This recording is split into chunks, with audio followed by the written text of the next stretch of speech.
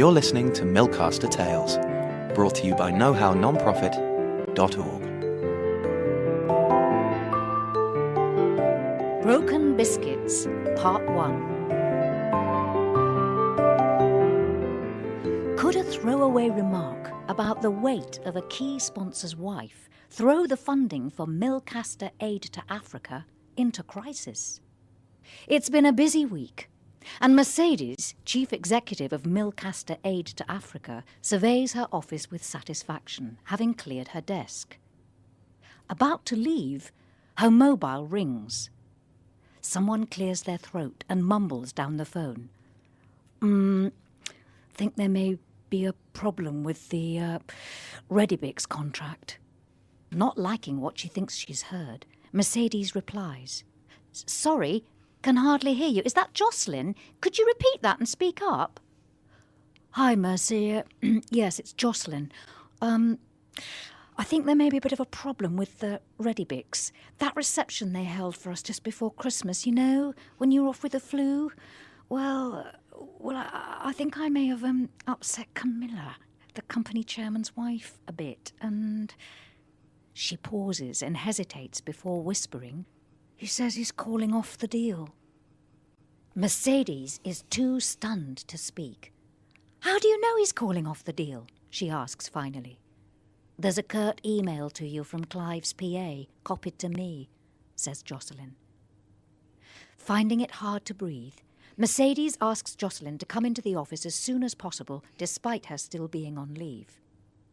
The sponsorship deal with Redibix is key to MAA's future survival and their cherished plans to build a farm in Rwanda. Jocelyn, Director of Fundraising, had negotiated a brilliant contract with Redibix last year. 1 pence to aid to Africa for every pack of Brekibix sold. And Brekibix is currently a bestseller. Mercedes always feels a glow when she sees someone buying a pack in the supermarket. Topping it all, Clive, the Redibix chair, was so taken with the charity he was personally sponsoring the farm building project in Maseru, now on track to open this year. Mercedes turns on her computer and reads Clive's email with a sinking heart. And to think she was feeling so optimistic. This is like a bad dream, thinks Mercedes, rubbing her eyes. And then, suddenly, she remembers the board expressing concern at the last meeting about being so dependent on just one income stream. "And I was so cocky," she recalls. "Wear the flavour of the month with Clive, I said to them. It'll be fine. Oh dear, we'll never get anything like that amount from anyone else, even if we could secure other funding. And I thought we were recession-proof." Jocelyn comes in, looking like she hasn't slept. She hands Mercedes a letter.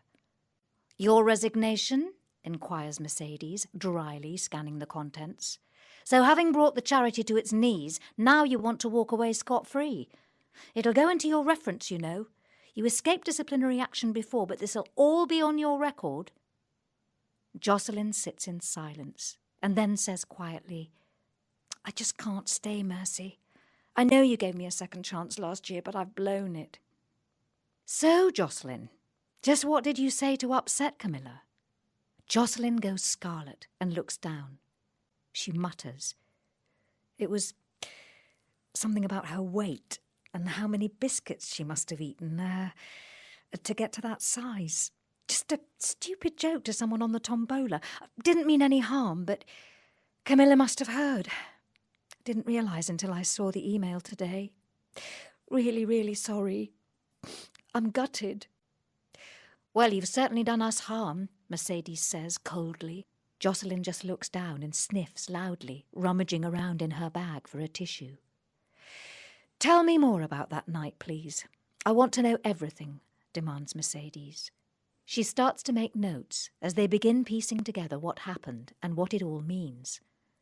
With her heart beating fast, Mercedes calculates that losing the Redibix contract means 65% of their income will be gone at a stroke.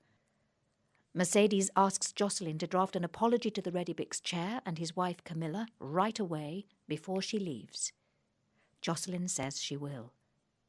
"And take care of yourself, Jocelyn," says Mercedes gently, as Jocelyn closes the door behind her.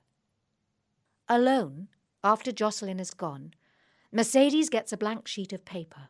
Remembering something that struck her during a management workshop she attended last year on organisational crises, she draws 4 columns and heads them Grow, Shrink, Merge, Close. She puts the paper into her briefcase and, without saying anything to anyone, leaves the building. Sue, the office manager, looks up in surprise. "Blimey," she says. "What's up with Mercy?" You've been listening to Millcaster Tales. That was Broken Biscuits, Part 1 of 4. Keep up to date with the latest Millcaster events and discussions at knowhownonprofit.org.